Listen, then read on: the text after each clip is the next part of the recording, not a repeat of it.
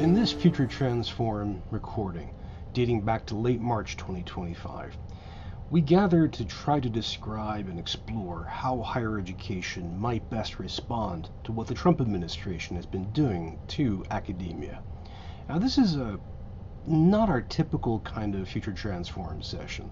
Typically, we host one or several guests who speaks with us about their area of expertise, but sometimes we set aside the guest model and instead we have a conversation purely about one particular topic. Sometimes that's an upcoming semester, sometimes it's an event in the news. And in this case, it was all of us collaboratively trying to figure out how colleges and universities, how students, faculty, and staff could best respond to what the Trump administration was doing to higher education. Now, keep in mind, this is from late March, so this is a particular moment of time. The major attacks on Harvard, which came in April, lie in the future. But I think this shows the real diverse, creative, thoughtful, committed nature of the forum community as they try to solve a very, very difficult problem. And they are very generous with their time, their thoughts, their experiences. I hope you find this useful. Enjoy. Well, actually, I think we should start. We have plenty of people, and it's the top of the hour. And there are a whole bunch of old friends here and Future Transform stalwarts and all kinds of great folks. So, welcome, everybody. Welcome to the Future Transform. I'm so delighted to see you're all here today. We have one of the most important subjects we can be discussing here in higher education today. And we're going to be doing that through community session. That is, we don't have a formal guest who will be, giving remarks. Instead, this is going to be all of us putting our brains together. Everybody here today, normally at this point, if you're not new to the forum, I begin by introducing this week's guest. But this week's guest is all of us. And the reason we're having this community meeting is not just because we often do that, about every 6 months, we do that here on the forum, but also because we are in a moment of extraordinary, literally extraordinary crisis. American higher education is facing a whole series of aggressive actions from the Trump administration, and these cut across the board. We have everything from the federal administration uh, trying to reduce the Department of Education or abolish it completely. We're seeing movements of student loans from different departments. We're seeing international students arrested and deported or attempted to be deported. We're seeing huge cuts of funding to multiple institutions. We're seeing all kinds of pressure on colleges and universities to change their programming. And in fact, we've seen a truly unprecedented pressure campaign against Columbia University, which has so far succeeded, really intervening in that campus's operations. So, what I was hoping to do today is I was hoping to do a few things. One was to provide a space for all of us to put our heads together and, first of all, to vent or share what's happening, to share any stories that you think people need to be hearing, but then also to collaboratively figure out what we can do about it. And by we here, I mean all of academics. I mean faculty, I mean students, I mean staff, I mean senior administration, I mean everybody working in or adjacent to America's 4,000 or so colleges and universities. What is happening to us under this new Trump administration, and what can we do about it? Now, this is a public venue. This session is being recorded. Anyone can join it live, and the recording is going to go up on YouTube. So if you feel that you cannot comment in public, if you feel concerned about that, please either DM me in the chat, or if you would like, you can contact me directly. I'll put a link to that right now in the chat. If, on the other hand, you would like to speak in public, please know that this session is going to be one where it is all about all of us talking. I'm just the moderator, I'm just the facilitator. I'm not going to be giving you a lecture. You'll be spared that cruelty right now. Um, but just to start off with, if I could, just to get things rolling, if you could quickly in the chat just say who you are and where you're coming from today. Give us a sense of the geographical sprawl of today's session. I'll put this in right now. I'm Brian in Manassas, Virginia. And here's the private contact information if you'd like to have that. And of course, turn on your camera if you like, or turn it off if you're too overexposed or if your broadband is having issues. And let's see, we have people from Fairbanks. Hello. I hope you're getting a little bit of warmth there. Philadelphia, hello, hello. And Detroit, Michael Verdusco, good to see you. More from Philly. Hello, Doyle in Kentucky, Buffalo, New York, Wisconsin, Omaha. Nathan Kelber, hello to my beloved Ann Arbor. And Regina at Worcester. And Curtis Oden, how good to see you. Excellent. And Tim, we're about to pounce on that question. And hello, Joe. Good to see you here. Really, really like to hear what you're thinking about. And Newport and Boston. All right. We've got a lot of the continent covered. And Western Mass. Hello, Mary. Okay. So let's begin I would just I gave you a quick run through of some of the things that I'm glimpsing, but I'd like to hear what you are seeing. What are you experiencing in your own part of the academic enterprise? What kind of pressures from the Trump administration are coming your way? And what kind of responses and reactions are you seeing? I'm asking you this question. You can definitely answer this in the chat, which is always a lively thing to do, or you could just unmute and just start hollering at us, which works just fine.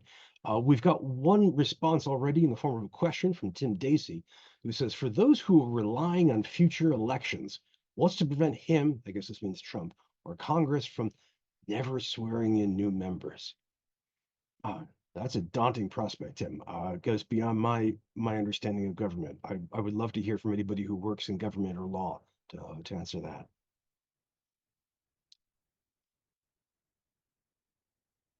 Mark Rush points out that what he's seeing is lots of poorly informed hysteria. Mark, I hear that. If you could in the chat or if you want out loud, could you just tell us where we should go to get better information? And Lisa follows up Tim's point by saying never having elections. So this is one of the great fears that we have now. Lisa asks us to check out independent media. Or Nicholas recommends better informed hysteria. Now, Nancy Smythe answers Tim by saying it could just be very challenging to get free and fair elections. She points out the SAFE Act. Nancy, if you have if you have a link offhand to a good explainer on the SAFE Act, if you could share it, or if you just want to open your mic and give us a quick intro for that to make sure that we all follow. Yeah, I'll look for a good link. But basically, it's supposed to prevent election fraud, and it will be requiring that people have only certain types of valid government ID at the time of election that matches their birth certificate. So, and if they don't agree, then you don't get to vote. So, for any women who've changed their names when they got married, that will mean that they will not be allowed to vote unless they have a passport, which only 51% of Americans don't have passports, but a Yeah, driver's license is not listed as one of the valid documents. Obviously, it also affects trans people, but yeah. it's a very wide swath, and passports are not cheap. The process is involved. There's a Mhm. lot of Americans who don't have that. So yeah, but it's called the SAFE Act. It's supposed to keep illegal aliens, right? Is how they talk about it from voting. And it's been voted down in the Senate in the past, but it certainly it sounds like something. Oh, who wouldn't want to have something keep people from voting who shouldn't be voting? But it actually would probably, the estimates that I just saw were that about a third of the women in the country might not be eligible to vote, and Um, wouldn't find out until they showed up to vote, because you wouldn't get um, a notice ahead of time. oh, good Lord. Uh, First of all, Nancy, thank you for just at the drop of a hat giving us superb information on this terrible thing. Thank you, Nancy. Um, that Happy to help. This is horrific. Thank you. Jody Green, by the way, in the chat answers the question about media by listing a whole series of good sources. Thank you, Jody. Mary Talbot says that she's fearful of dismantling of student loans and the scaremongering of international students. I wonder if there are many universities that will not be here in 4 years. Mary, those are three really good points. If you want to, again, for everybody else, by the way, if you're new to the Future Trends Forum, sometimes I'll just read the chat out loud because the chat box is usually just on fire. People are sharing so much stuff. But you're literally your voices are great. We would love to hear from you. As you saw, Nancy Smith or Smythe was just happy to to contribute. So if you'd like to speak, we love that. We're kind of like Soil and Green. We're really made out of people. Well, No- the point I was trying to get at, and we were just talking, is we have hired someone to do recruiting. A lot of the recruiting that has been helping for our online programs is coming from international students. Some Mhm. international programs cannot meet unless there is an element of face-to-face, and that has been where we have seen some growth in our colleges. And I think that in the past 6 months, this has caused those numbers to go. And in all honesty, I think there are too many places to go get a degree in higher education, and some of which are hanging on by a thread. We've already had one institution close in our state, and I think there's some others that are have financial concerns, and I don't know where we're going to be in 4 years. Thank you, Mary. I I'm saying I admire your comments, and I don't mean to say, and yay, you've described a happy state of affairs. I mean, I admire your penetrating analysis of this. I don't know if you saw in the chat, Brent Presley said in response to you that his daughter is going to the University of Iowa in the fall, and the financial aid award was nearly non-existent. Um, so the student loans angle, and we could add if those are shifted to the Small Business Administration or beyond that, if they're privatized, we may see deferment policies drop away. We may see interest rates go up, and we may also see the care of service for those decline in quality. The second point was the scaremongering of international students. We're already seeing that. I'm scrambling to keep up with the current stories. I've got about 6 international students now that are either deported or in hiding from federal authorities. Um, and then the other is what this does to university stability. How many colleges and universities will actually be able to maintain their existence if they are suffering from cuts of federal funding, if they're suffering from cuts of international enrollment. The chat box is on fire, and I'm going to try to add some more.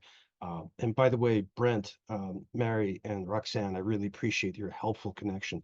Again, if you're new to the forum, one of the things that we do, besides teasing each other sometimes and offering horrendous puns, is we network and help each other out. People have gotten jobs as a result of the forum. People have had all kinds of professional opportunities. So please reach out to each other in the chat if you, and of course out loud if you have anything else that you would like to look at. Um, Mark Rush further is on his point about hysteria by saying that asking us to look at Department of Homeland Security data on deportations over the past 20 years.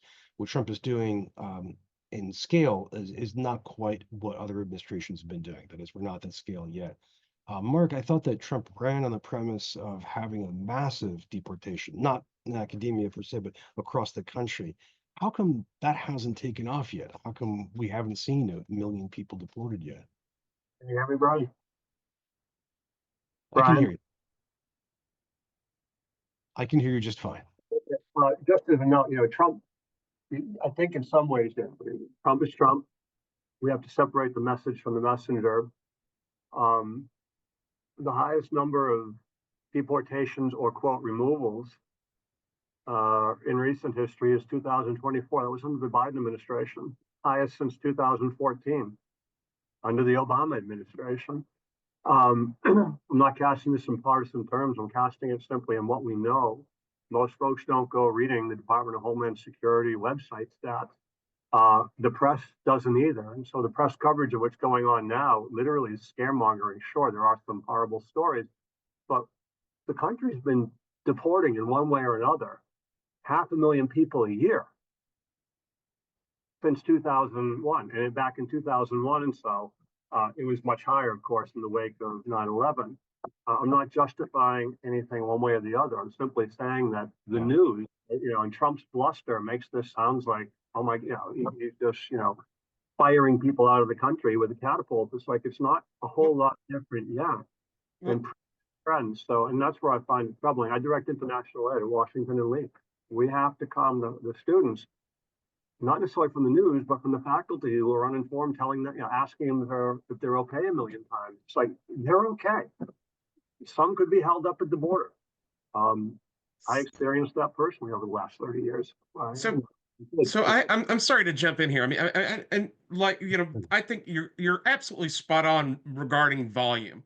But I think one of my questions is this really like the concerns today, and even what the media is hyping up, is it really a concern about volume of deportation or the elimination of due process in many of these cases? Hmm. I have to ask, I'm just wondering, and I don't know, but if the country is kicking 500,000 people out a year over the last 20 years, I wonder if there weren't a few due process concerns either. Yeah, I mean, that's an enormous number of people just to be tossed out over the course of any given year. It happens if you look. I mean, this just hasn't been the news coverage of this. I'm not justifying what's going on. Yeah, and just having people suddenly deported, whatnot. I get it. That doesn't mean that the process has been squeaky clean. It's just that we haven't been informed. I'm actually sort of digging around about this myself when I have some time because it's an important question. For what it's worth, just again, from my perspective directing international ed, visa denials have tripled in number since 2014. Okay, again, different administrations there. Yeah. Okay, so it's harder and harder for international kids to come in and then get visas to stay on, or in some cases just to come in as international students. If you read the media right now, you would think that we are just throwing up walls. It's not the case. Yes, there's a whole lot more bluster. Trump doesn't help with his rhetoric, but there is a lack of good information out there. And it's just something to, I think, keep in perspective. No question about the due process. Absolutely none, Curtis. It's a good point. But I personally would like to know, has every one of the deported people, if we could interview them, said, yeah, I got a perfectly good due process? I doubt it. I'm sorry. Let me shut up. I'm babbling. I'm sorry. Thank you. Oh, Mark, I appreciate it. And Curtis, I really appreciate that as well. Both of your contributions. Jody Green, you had your hand up. Did you want to join us? Hi, it's nice to see you, Brian. I think some of what I wanted to say was already said by Curtis or in the chat. I actually don't think it benefits us to be quiet about students with legal visas or green card holders associated with universities who are being snatched off the street. I cannot normalize that. I don't think it's hysteria to be concerned about that. Certainly the people who work in global engagement on my campus who follow this stuff very closely are very concerned about it. In particular, transporting people over state lines, not giving them legal representation. That is not normal, and I don't want to normalize it. So thank you. Thank you. I really appreciate that. Thank you, Jody. Nancy, please.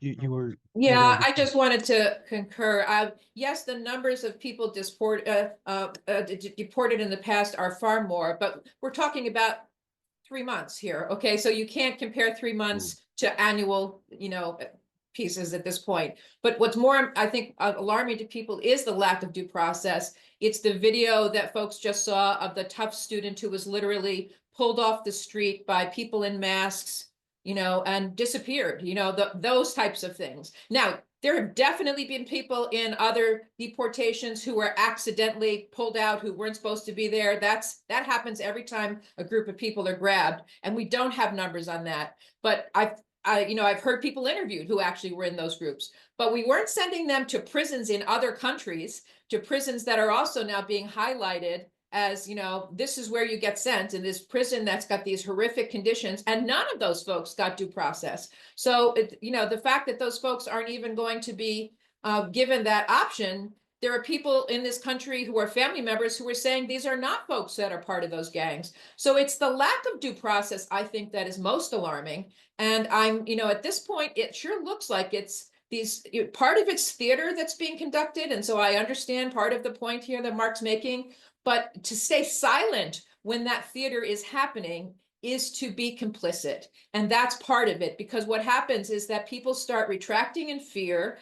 And there's, the historians who have studied fascism say this is actually the pattern. So if we sit by in fear, if we sit by and don't vocalize the strong arming of law firms, of universities in this situation, then we become part of what creates this atmosphere getting worse. Thank you. Thank you very much, Nancy.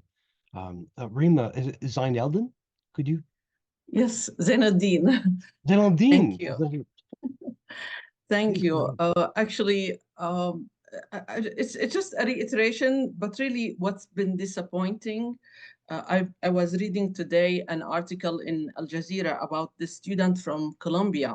She is originally from India, and she wasn't even a participant in protests or anything. She just signed one of the letters objecting to what's going on in Gaza. And the next thing she knows, someone's knocking on her dorm door and did not say that they were ICE. And she happened to be on Zoom with her the international office at that time, asking them that she received something that said her visa was revoked. And they confirmed, no, it wasn't revoked. So the university didn't know, but at the same time, to have ICE knocking on your door inside the dorm, that means the university is not protecting their students, and it's that everybody is vulnerable basically. And this poor student had to flee to Canada to protect herself from ICE. I mean, universities are complicit in this, and what they are doing is really, really horrible. And if they don't stop to think about how to protect their students, I mean, I don't know how do they think they are universities and that they can have students even anymore. Indeed. Thank you. Thank you, Rima. Thank you. Before Joe Barry, hang on just one second, Joe. Your colleague Elena Worthen has in the chat put in a few really good links, a few good resources, and also one comment here I want to make sure that we didn't miss, which is that there are two items in response to the Trump agenda, one in Public Service International and one in Inside Higher Ed. Both speak to the lack of fight back by universities and note that coalitions are responding as a shield and that labor is engaging in a fight back mostly through the courts. And that there are a lot of great points in that, Helen, and I want to thank you for sharing that. But the legal aspects of this are pretty extensive. A series of major lawsuits were just filed. Helen, did you want to join us on that? Yeah, you have to unmute. Thank There you. we go. I'm sorry. No, I'd it's like to okay. add one thing that's actually probably more important for me to say than that labor is fighting back through the courts. It's rather that there are coalitions of labor that are fighting back not only through the courts, but through organizing protests and demonstrations and theater. I love that word because it's if Trump's agenda is being performed as theater, then so are the protests on the street. One of these is Labor for Higher Ed, which is a coalition of top level labor unions. These are national labor unions that are working at the top. And then there is one that forms the base for that, but is a separate organization called Higher Education Labor United, or HELU. It's made up of and I see somebody nodding over there. It's made up of local unions, so it's very grassroots, and it operates laterally with delegates from the local unions. And I've put the website for it in.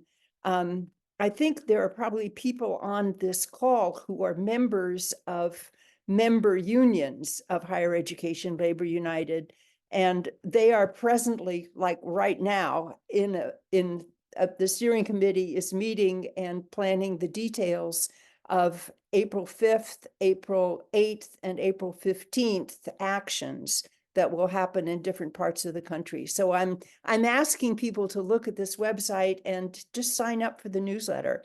And you can also check out and find out if your local union has joined it. You should know, they're supposed to be getting all the members involved, but it may have happened without you voting on it, which would not be great, but it does happen. Well, Ellen, thank you very much for bringing in the labor angle of this and the organization angle of this. And these resources are great. I think, Joe Barry, you wanted to speak to this point as well. Yeah, well, I also wanted to reinforce what Rima and Nancy were saying.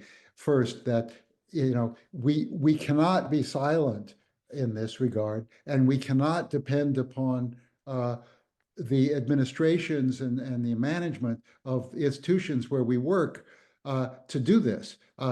I'm a historian myself and appreciate the reference to the historians. That, you know, the coming of fascism has never been primarily resisted by people who were operating in management positions in state institutions. Never.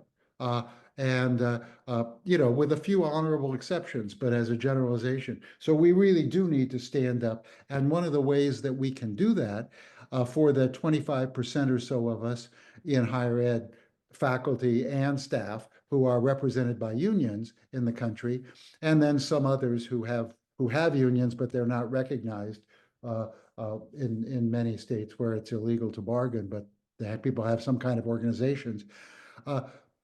People can bargain, you know, at a local level protections and can organize protections, and both bargaining what the administration will do and who they will relate to and how they will protect people against ICE and that sort of thing, which is happening in a lot of places. And also people can organize direct action.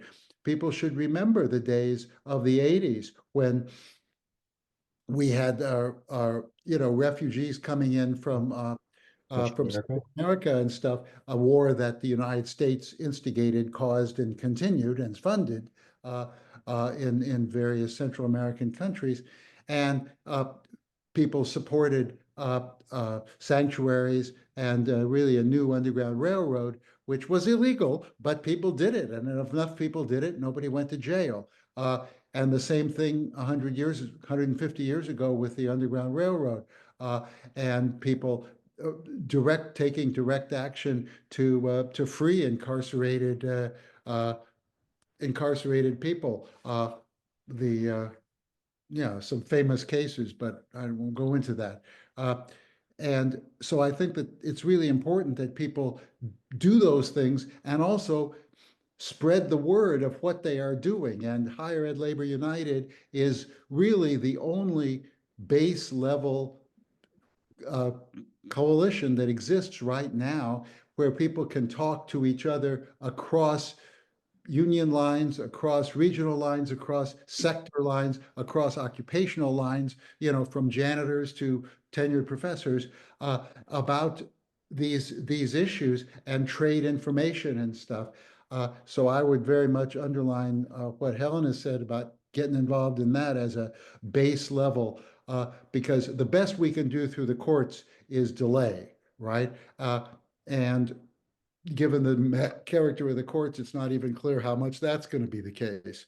And so thank you. Well, thank you, Joe. Thank you. That's a wealth of information and ideas, especially the organizational side.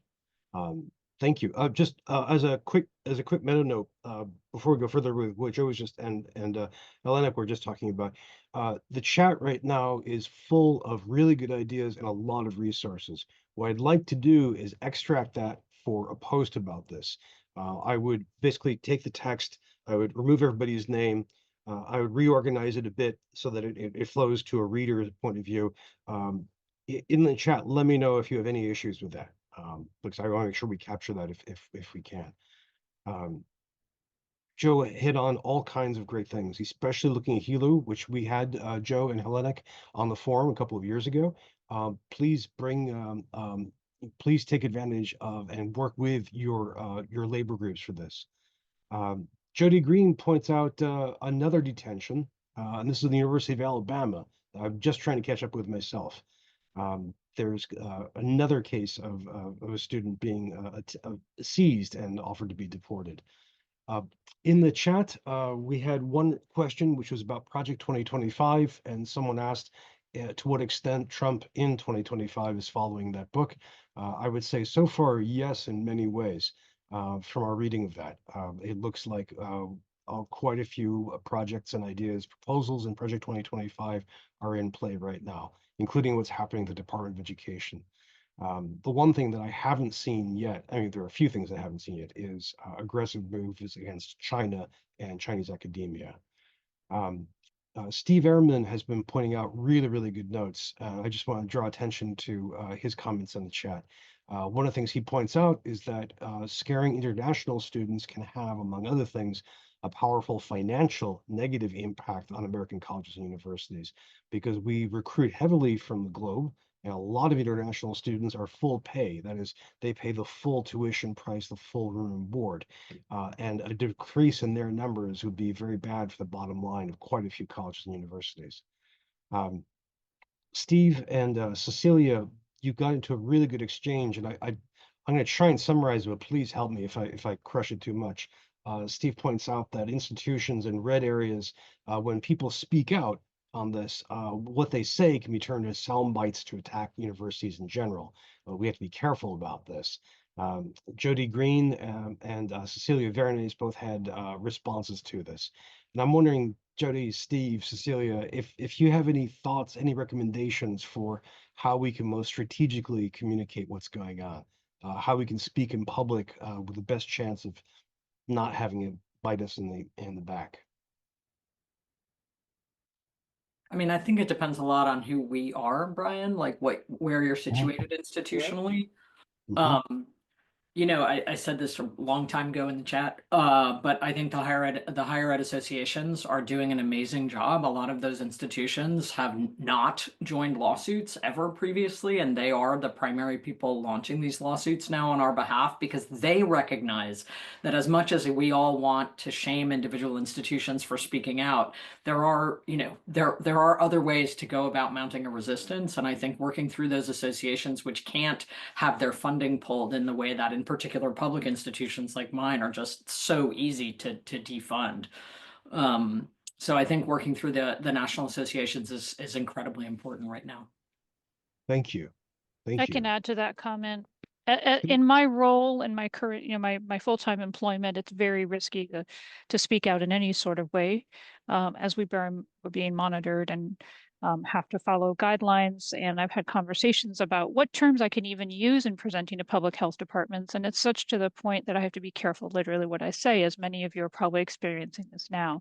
But I also agree, being part of an association, being involved in your association, APHA is something I volunteer for, and it does take a lot of volunteer time. I feel like we're working for low pay, but we have 33 sections covering all sorts of topics, everything from, healthcare and information technology to alcohol, tobacco, and other drugs, to food nutrition, to, nursing, school programs. And we also talk about things like misinformation, disinformation, and malinformation. And this is where the library and information science training can intersect with, the public health stuff. But there are other sources you can follow that I find can be more neutral and can calm the temperature down. But as someone who gets anxious about gatherings and large groups and more about the demonstration aspect, calling your legislators, planning a phone bank session, communicating outside of email, outside of texting, finding a common place to meet in person, just connecting in ways that can't be monitored, such as, for example, using Signal, dare I say it, considering what's happened in the last couple of days, or Telegram. Yes, yes. It's a lot of journalists who are doing Yeah, investigative reporting yeah, use Signal because their yeah, sources can be protected. So yeah. let's have our sources be protected. I actually I use Signal and Telegram every day, and I have yet to be invited to a war plan. I feel kind of left out, but those are very important. Thank you, Cecilia. Yeah, you're welcome. And yeah, we can all do our Well, part. We don't have to always be demonstrating. Fivecalls.org is one way. You can put it on your phone. You can Hmm, call, it'll give you the list of your legislators, your congressional representative, as well as your state senators. It'll give you suggested copy that you can talk about, and it'll have the phone numbers listed for both the local and the DC office for those legislators. So that's another easy way to take those 5 minutes, make calls. Those calls, some of them get documented and get put in the congressional record. And this is an important part because I talked to a friend she's an attorney for SSA.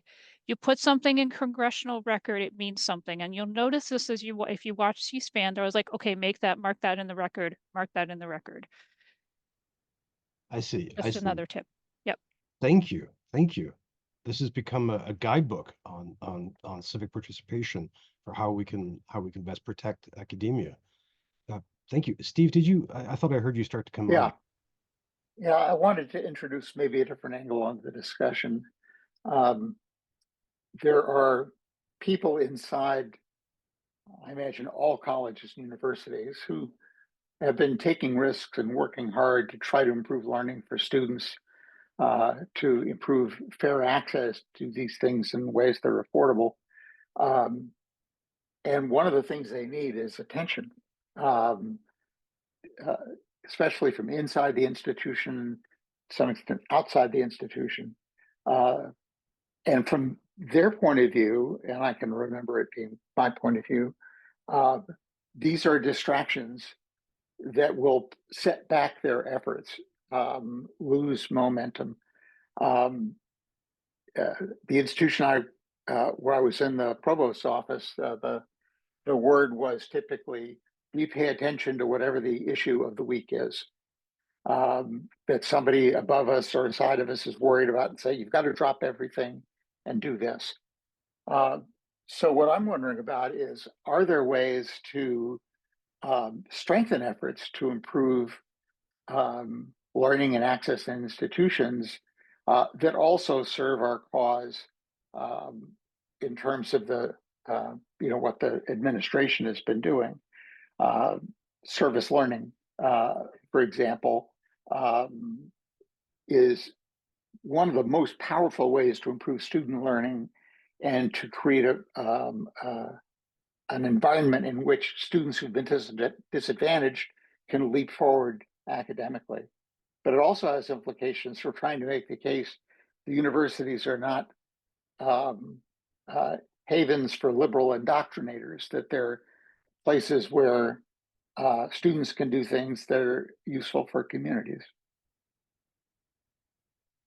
That's as I would expect from you, Steve Ehrman. That is a nuanced, sensitive, and deeply informed set of comments. If friends, if you haven't seen Steve or Joe Barry or Elena Wortham, we had all of them on the Future Transform as guests in the past. You can find them in the archive. I'm conscious of time. I have 20 minutes left on this. I initially planned to do a scenario exercise. I'm not going to do that because we have so much going on, and I want to make sure that everyone gets a chance to share. Our good friend David Scobie, who is the animating principal behind the Great Paradigm Project, and of course the leader of bringing theory to practice, he adds another comment I want to make sure people saw. This is a quote. I think it's crucial for higher education institutions and academics to build stronger coalitions with their local and regional communities. Even in red and purple communities, people are often more supportive and protective of higher education than when they're asked abstractly about attitudes towards higher education. We've suffered too often from standing aloof from our communities, unquote. I wanted, thank you. That's really, really well said. Dave, if you want to say anything more, please, feel free. Thanks, Brian. This actually builds a bit on Steve Ehrman's comments about service learning.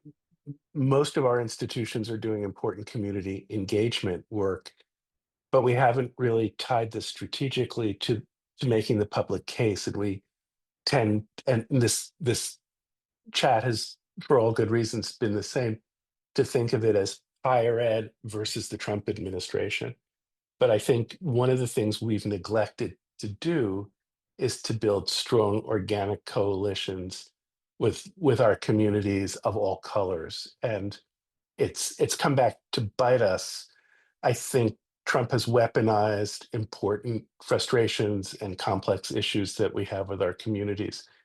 And over the long run, this is not a spring of 2025 strategy. We need to change that and to unweaponize the complicated conversations and alliances we need to build with our communities. And I'll just add that Bringing Theory to Practice has a changemakers network that is undertaking a project that we're calling Making the Public Case in our local and regional communities, which is aimed at doing this and also of figuring out opportunities for genuine listening and dialogue with community stakeholders. Again, this is a long game strategy, but I think we're paying the price for not having done it earlier. Well said. very, very sobering historical glance, and I think a very positive way forward.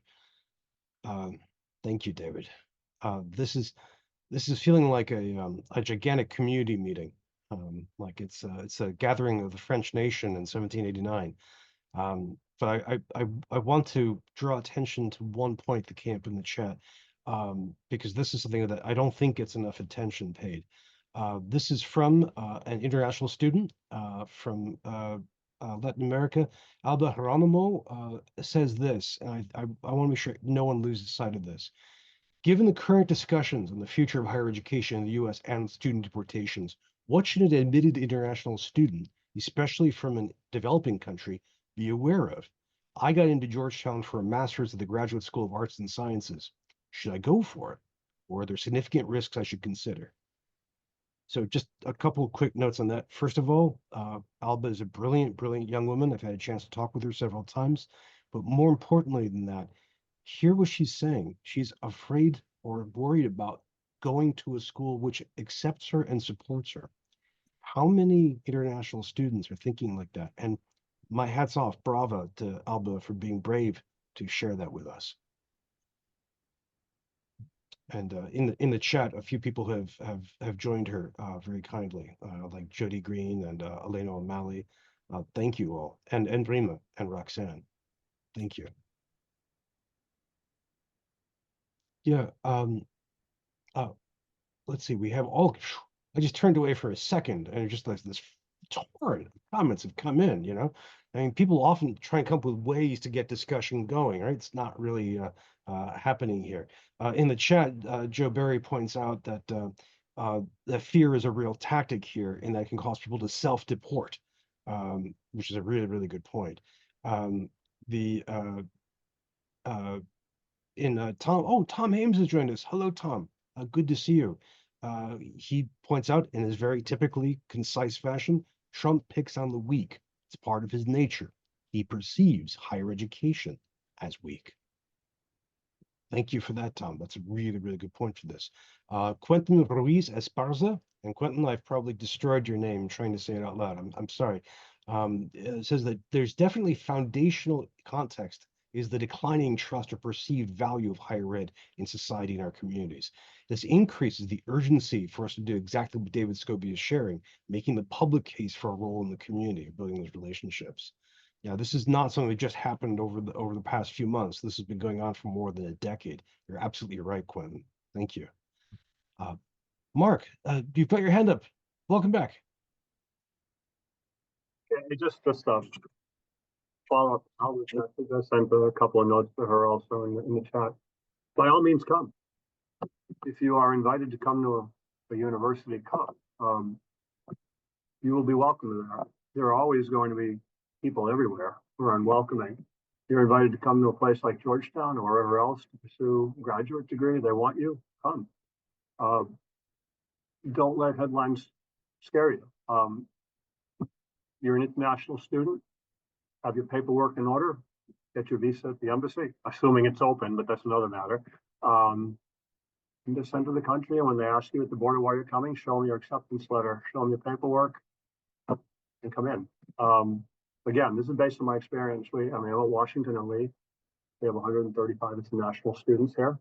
We're a small place. We certainly don't compare to Georgetown. We are about 200 miles southwest and about 50 years behind Georgetown. But still, based on this experience, our students are here. You'll talk to people in your international students office. They will watch out for you, advise you. But again, if you're invited to come, by all means, come. Thank you so much for saying that, Mark. And I second the motion. As someone at Georgetown, I'm, of course, happy to. But I think you will find many academics really, really that welcoming. Let me ask something as a kind of experiment here. If we could quickly sum up what we've derived here, what we've come up with in terms of what we can best do. I held a discussion about this on Facebook for a general audience, but it would be good to have just really quickly everybody's thoughts about which actions or what strategies they've heard today that they think are best they can use. and what they can do. So if you could just toss one of your leading thoughts in the chat, or grab the mic and let us know which one of yours is the most appealing or the most available for you to do.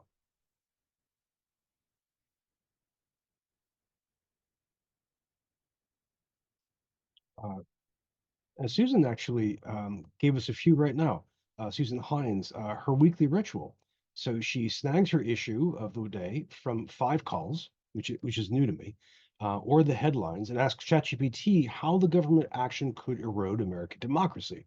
Then she scoops the logic, when it's logical, mostly it is, into an email and sends it to both senators and her representative. And also join her local indivisible groups. Thank you. Those are really, really handy. Very, very good. Hellenic says that she continues to spend a lot of time doing the HELU newsletter.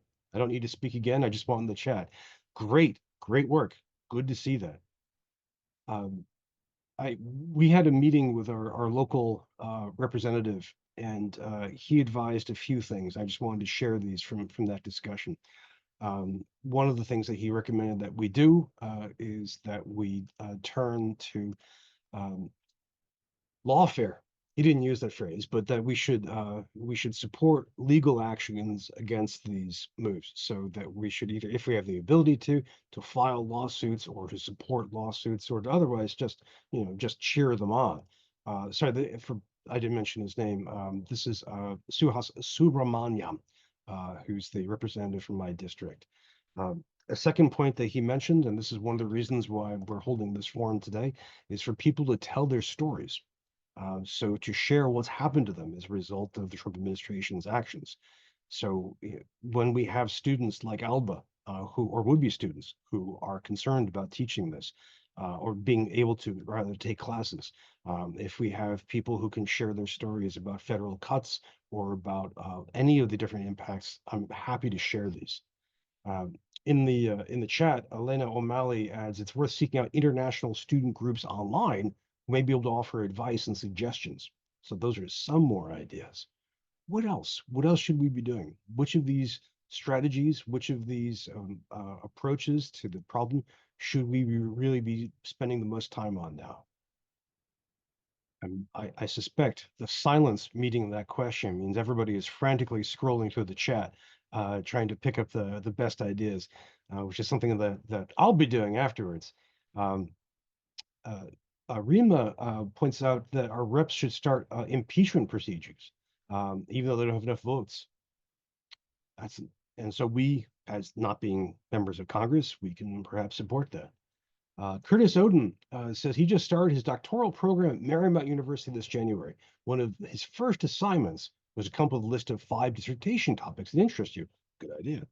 Corporate rollback of DEI efforts is really ramping up, and I thought it might be fun to track firm performance over the next couple of years to measure that impact. And while I was fleshing out that idea, Trump started taking action against universities that support DEI. As a new member of the university, I had no idea how the university planned to respond to the anti-DEI actions of the administration, but I was worried that my little dissertation topic would be used in the future as ammunition to pull federal funds. I chose not even to list that topic. The chilling effect is real. How can higher ed help mitigate these fears, or are they real and we need to capitulate? Wow, Curtis. That's a great example of one of these stories. I mean, you're pursuing intellectual work. You're doing exactly what you should be doing as a PhD student. And the politics of this drove you to one side. David Scobie asks that we critique and battle Trump in the streets and in the court, but also and nudge, not attack, university leaders. We've had a couple of them on the forum so far. We had Ted Mitchell from the American Council on Education, and we had Michael Roth, president of Wesleyan University. So there are some. We can encourage people to be more like that. Regina Raboin. Oh, Regina, I'm sorry if I've got the name completely horribly. Says to, oh, good. Going out to local community to get their input about what is happening and involve them with the solution making. Excellent. Our dear friend Roxanne Riskin points out one group that could take the lead, which is universities with huge endowments that should be doing this. Thank you. Jody Green responds, I know those endowments won't last long if they try and step up and backfill hundreds of millions of dollars per year in funding lost. True, true, but they often have a lot of cultural cachet, a lot of political power. Someone that we can turn to if we're not part of them. Brent Presley says he doesn't have an answer, but a big piece, sorry, maybe our actions need to focus around being ready to react when the turmoil actually impacts those who are in favor of it. Oh, good point, Brent. Good point. Um, Lisa Durf says we may soon have a majority in the House. Lisa, what's the timeline of the special elections in Florida and Wisconsin? I mean, are those that fall or are those coming in faster than this? While she's working on that answer, our good friend Lisa, Joe Barry says that he's working with his own union, other unions, and his local Democratic Socialists of America group. More to look to. Thank you, Joe. And we have a couple of questions that came in. I want to put these on the table before we go, before we run out of time. A really, really great scholar from Oberlin College, Steve Volk, couldn't make it here today, but he wanted me to ask this question for everybody. And so I won't put this on the table, just thinking about one level of organization. Here I'm like this. It's clear the administration would like to pick off universities one by one. The only response, to my mind, is a coordinated response. Any thoughts as to how this might happen at all levels? Students, faculty, staff, administrators, and trustees? So how can we coordinate a response to Trump at this mega level of all of these, all of these, this whole spectrum of American higher education? Thank you, Brent and Lisa, for answering my question about timing. That's just coming up fast. So how can we coordinate all this stuff? We have thousands of universities and colleges. How do we put them together? I just want to quickly second that call for intersectoral, interassociational solidarity. I think that's another reason, another solidarity we have not built across the different systems and sectors. And although ACE and some others have done a really good job in the courts, I've really been disheartened by the lack of vocal solidarity among different sectors of higher ed. Me too. Me too. It's a huge collective action problem. And Rima says that the higher education organizations could take the lead. So I would note that the American Association of University Professors and the American Council of Education have been doing some serious law work. Ted Mitchell has been very public about this. So we've got a few signs there that, Rima, that might be a really, really powerful way to proceed.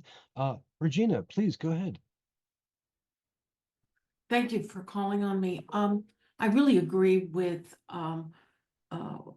working with all the organizations together, getting university administration together to have a united front. But like I said in the chat, I really think we're missing an opportunity to go out into the community and get them involved. And that would be with the unions in the community, especially the teachers' unions, and especially where this administration is trying to turn communities against higher education. Now, I think it's perfectly reasonable for people to always think about having alternatives to higher education. But I really think we're missing an opportunity here. So for example, in our area in Worcester at UMass Chan, we're going out to the community and bringing people in to have talks. We did this a couple weeks ago about how the research is impacting families.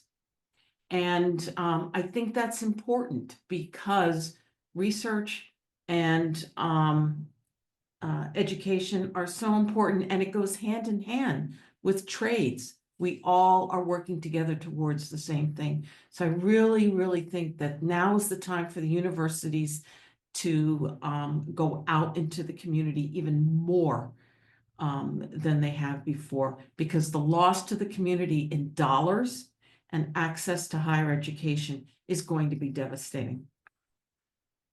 Well said. Well said. Thank you. Thank you very much. we are busting at the end of the hour right now. We're almost out of time, and I want to try to put a lot of this together. I do want to note that one thing that we should be aware of is that a lot of webinars, you see people, the numbers of participants drop very quickly, say 5 or 10 minutes into an event. But we stayed at nearly 100% of our participation this hour, right up through a few minutes ago. It's a sign of both how rich you all, how supportive you are in this conversation, but also how vital the subject is. I want to share a couple of links in the chat. Just to help wrap things up. One is if you're someone who likes to listen to things or watch things on video, here is a set of short videos I've been doing about the Trump administration's actions towards higher education. So those might be of use to you. Let me know. They're, again, like I said, they're very short and not very fancy at all. And then our good friend Lance Eaton, who is just a wonderful jack of all trades instructional designer doing a lot of good stuff. He did a recent post that he wanted to share about a great book about Black teaching called Fugitive Education. So I wanted to share that post there. Because he's a very, very thoughtful person. In the chat, Denise, Rima, Nancy, Roxanne, thank you for the kind words. You all make this work. This is all about you all. We're in a very, very challenging time. I, I start to feel like I'm channeling Rod Serling at times. I'm going to start smoking and turning off to one side and describing what kind of terrible Twilight Zone scenario we're in. Um, this is for me the kind of complexity and rapid pace of development is something like the first months of COVID. And I think then a lot of us pulled together. We shared a lot of information and we acted boldly. I think now with this crisis, we again have the sense of community where we can really, really work together. We can really pull ourselves together and develop ideas and ways of responding. The crisis is real. It's potentially dire. It's already starting to hurt people, and more damages will happen. What I want to do is thank you all for coming together to combine so that collaboratively, maybe collectively, we can best get through this.